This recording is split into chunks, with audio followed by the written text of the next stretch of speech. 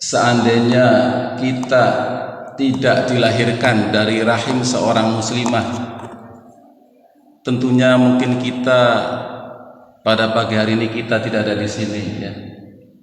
Seandainya kita tidak dibesarkan oleh orang tua yang muslim, mungkin kita termasuk orang-orang yang menyembah, bukan menyembah kepada Allah. Seandainya kita dilahirkan pada zaman Nabi Muhammad, mungkin kita juga jangan-jangan termasuk orang yang mengikuti Abu Jahal dan menentang Nabi Muhammad SAW. Seandainya kita dilahirkan pada zamannya Nabi Musa, bisa jadi kita adalah pengikut Fir'aun, karena memang model kayak kita ini susah untuk mengikuti perubahan, selalu dengan kesenangan status quo, senang dengan apa yang kita dapatkan, tidak mau mencari kebenaran, ya.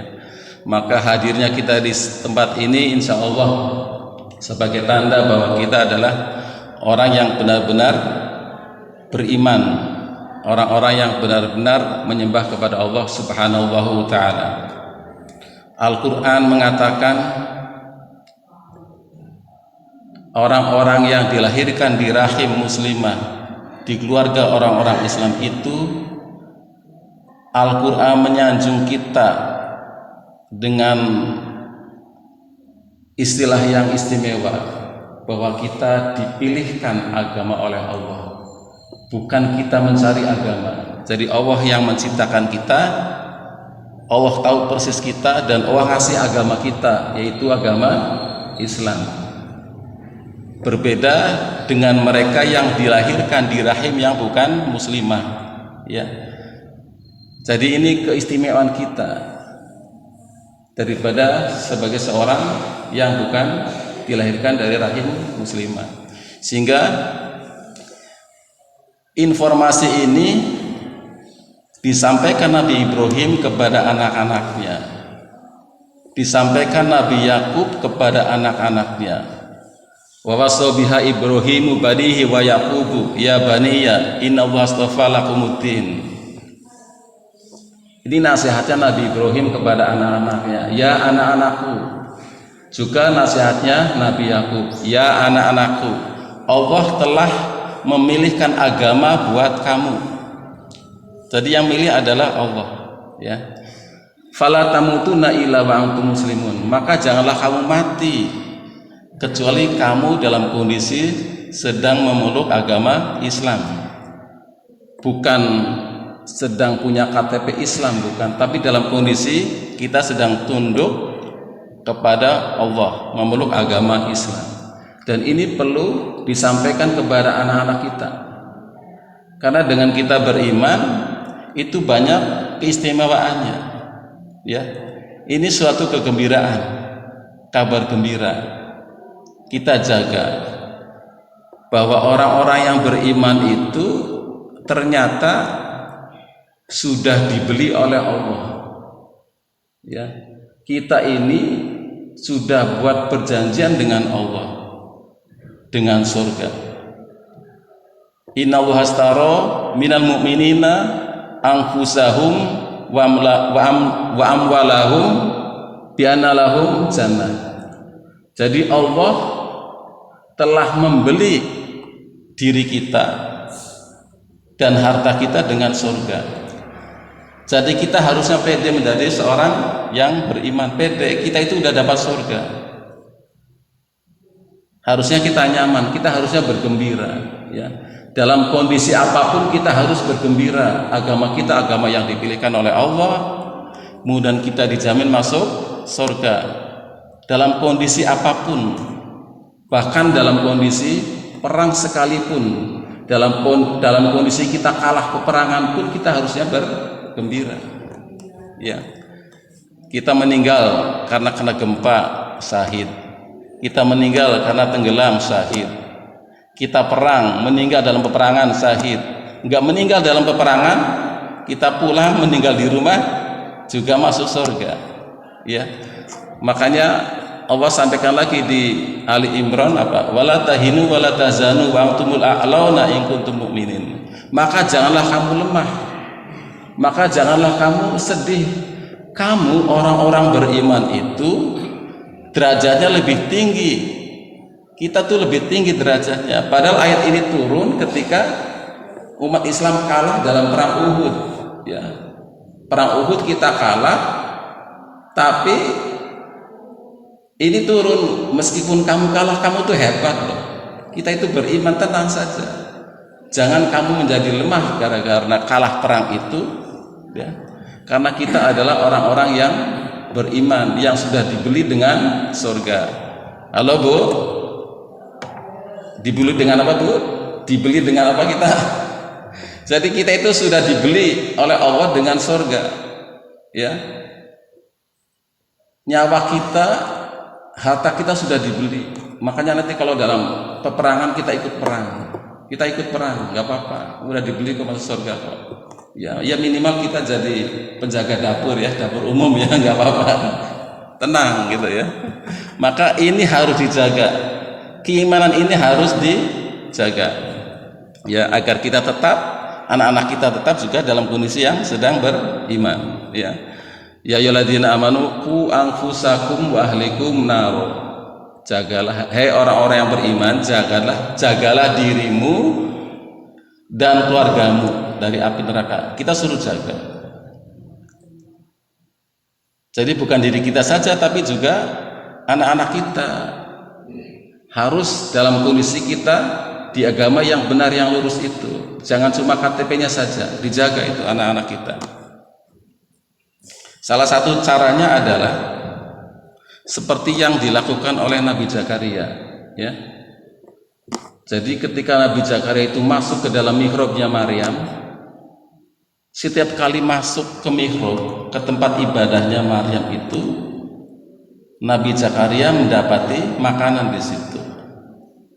Kulama dakhala 'alaiha Zakaria al-mihraba wajada indaha rizqa. Bukan sekali saja, setiap kali Nabi Zakaria masuk ke dalam mihrab itu, tempat ibadahnya Maryam, itu ada makanan. Kok ada makanan terus? Ada buah-buahan. Padahal ini bukan musim buah-buahan itu, kok ada? Nabi Zakaria ngecek. Apa kata Nabi Zakaria? Ulama dakhala ila Zakaria al-mihraba wajada indaha rizqa. Qala ya Maryamu anna laki hada. Ini dari mana ini rezekinya? Dari mana ini makanan ini? Dicek, ya. Jadi harus dicek, Pak. Sebagai orang tua harus ngecek kepada anak-anak kita. Ini dari mana kamu gajimu itu? Gitu ya. Qalat, kata Siti Maryam, min indillah. Ini dari Allah ini. Innallaha yarzuqu may yasha'u bighairi hisab. Allah lah yang memberikan rezeki dengan tanpa batas. Jadi artinya apa? Sebagai orang tua itu kita harus mengontrol anak-anak kita. Kalau anak kita pegawai negeri gajinya 5 juta, tapi punya mobil mewah, punya rumah mewah, maka harus ditanyakan dari mana ini, ya. Juga sebagai seorang ibu, sebagai seorang istri, ketika suaminya pendapatannya secara akal itu pas-pasan, tapi kok hartanya banyak, ditanyakan dari mana ini, ditanyakan.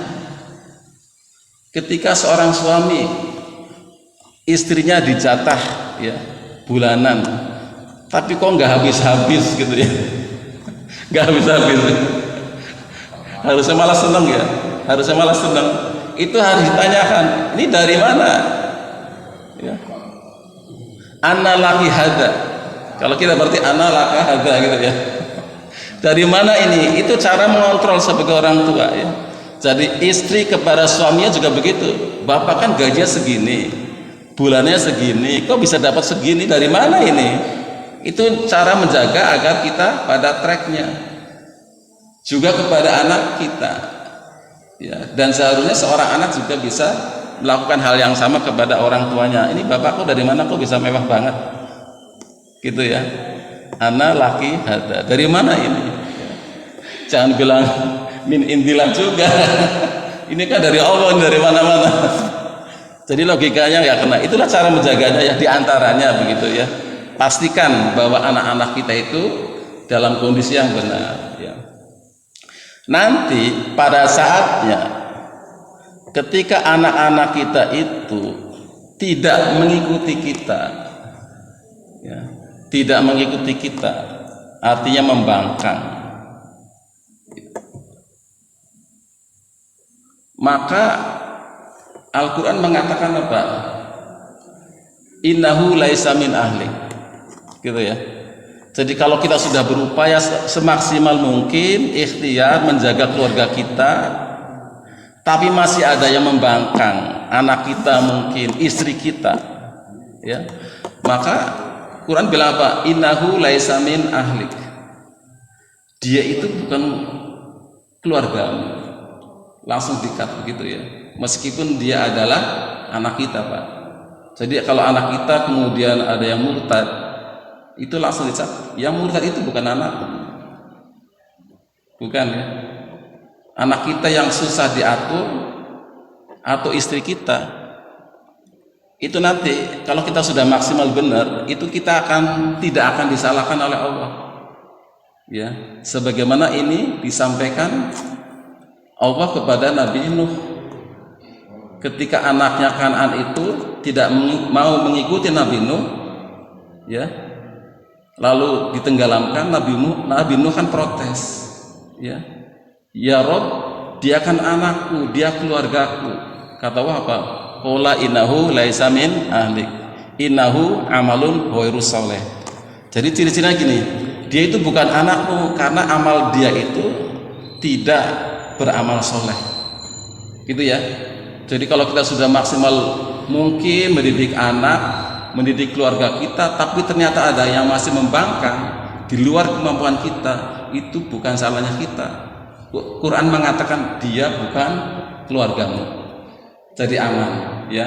Jadi Nabi Lut tetap masuk surga, Nabi Nuh tetap masuk surga, meskipun anaknya membangkang, meskipun istrinya Nabi Lut membangkang, gitu ya. Dan ini disampaikan oleh Nabi Yakub kepada anak-anaknya ketika Nabi Yakub itu mau meninggal. Dikumpulkan anak-anaknya. Ini juga harusnya kita tiru, Pak. Ya, kita tiru ketika usia kita sudah tua, sudah payah, itu anak-anak kita kumpulkan semuanya.